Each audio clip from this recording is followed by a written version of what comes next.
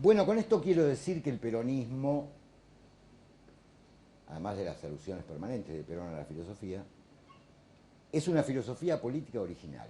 Esto es una tesis fuerte, que en parte se la debo en esta forma de enunciación a mi amigo Roberto Magliano, que está acá, también filósofo. Después voy a tratar de decirles en relación con esto qué no es el peronismo, a mi juicio, por supuesto. Digo, es una filosofía política original, por eso también Perón elige un congreso de filosofía, no de ciencias sociales, por ejemplo, menos aún de economía, para hablar de la concepción que presidía la revolución.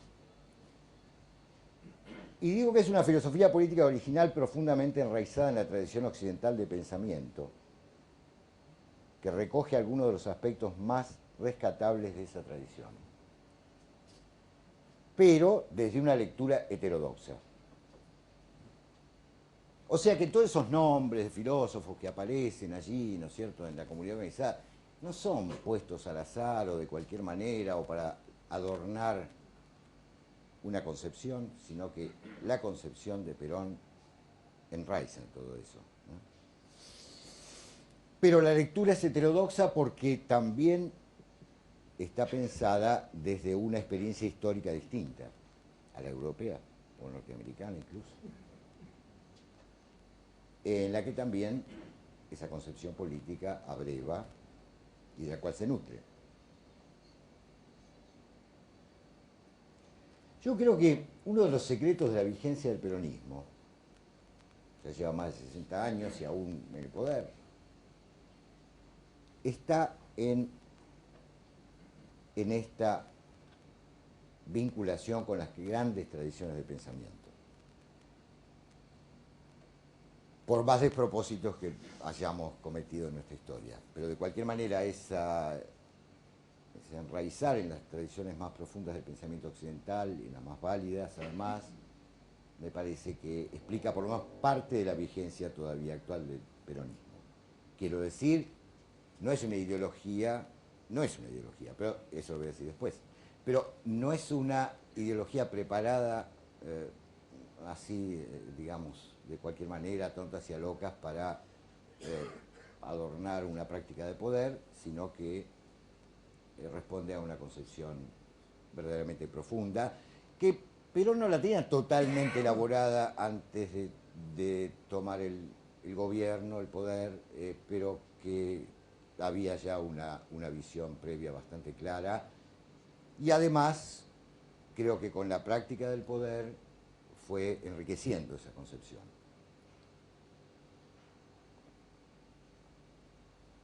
Toda esta riqueza, y lo voy a decir esto también, todo voy a decir al pasar, pero digo, toda esta riqueza es la que pretende ignorarse y negarse cuando se nos aplica el mote de populismo.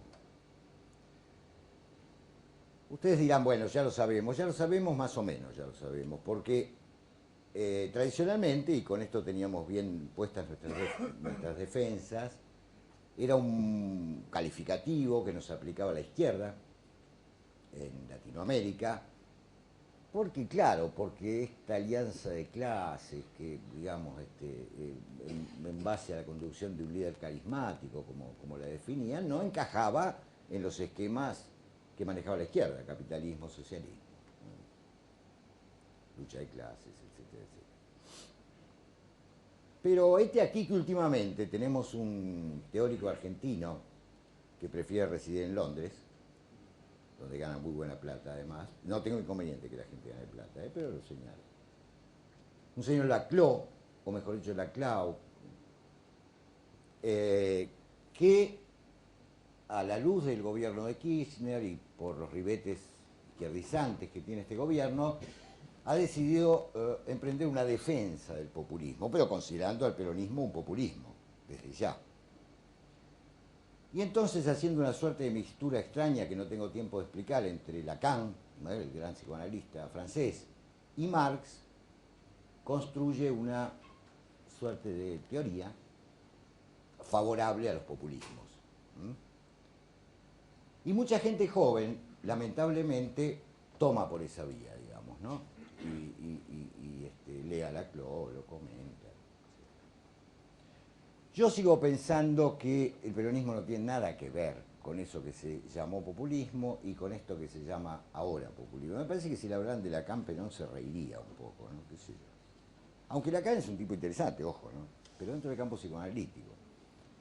La gente que verdaderamente conoce a fondo el pensamiento de Lacan piensa que la utilización que hace la Claude de Lacan es realmente paupérrima, ¿no?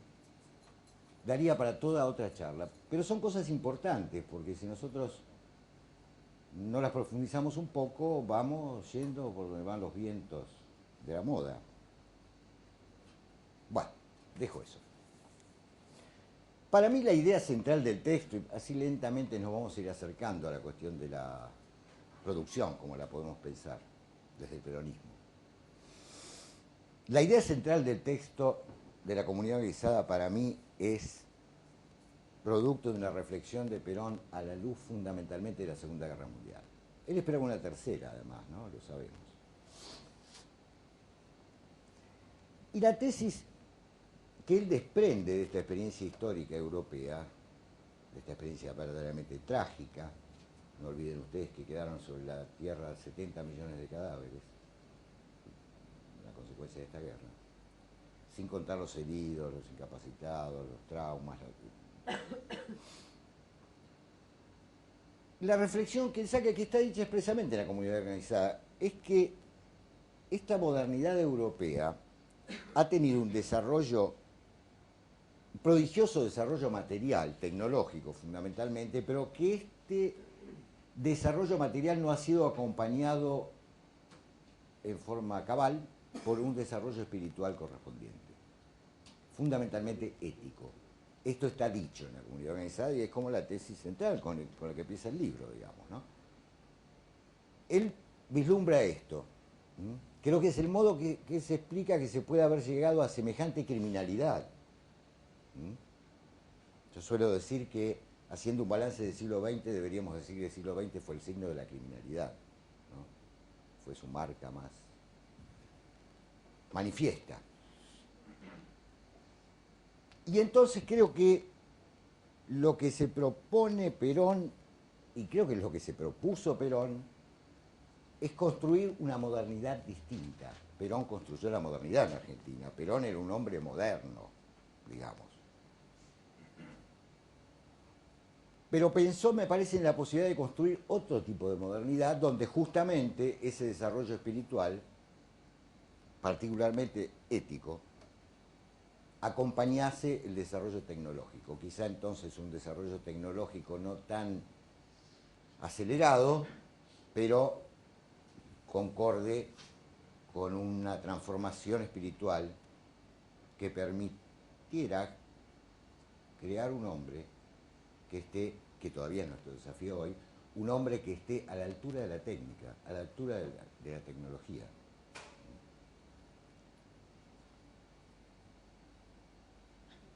Pero yo creo que Perón se propuso hacer un experimento. La lucidez de él le permitió advertir que el universo de las ideologías estaba terminado, y terminado de la peor manera, digamos, ¿no? Creo que Perón tenía mucha claridad sobre este punto y que valoraba fundamentalmente la experiencia, que es aquello que las ideologías, la experiencia y la elaboración racional de la experiencia, que es el modo como se construyen los conocimientos, ¿no?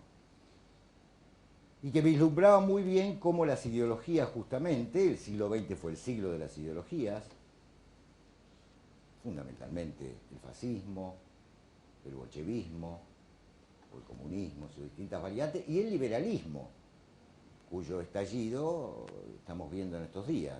Lo del bolchevismo fue anterior y lo del fascismo todavía anterior. Pero catastrófico siempre. Creo que Perón tenía muy claro que las ideologías serán tristes reemplazos de la filosofía, de la religión, y una mala mezcla entre ambas cosas además. No me puedo detener mucho en eso tampoco, pero quiero insistir en esto. El peronismo es una filosofía política, no es una ideología, a pesar de que Perón use el término.